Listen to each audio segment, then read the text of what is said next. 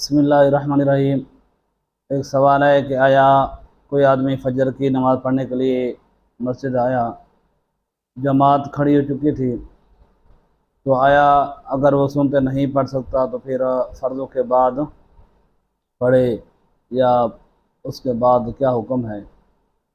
उसका जवाब ये है कि अगर कोई आदमी मस्जिद में आया और उसे ये अंदेशा हो, ये उम्मीद हो कि वो सुनते पढ़कर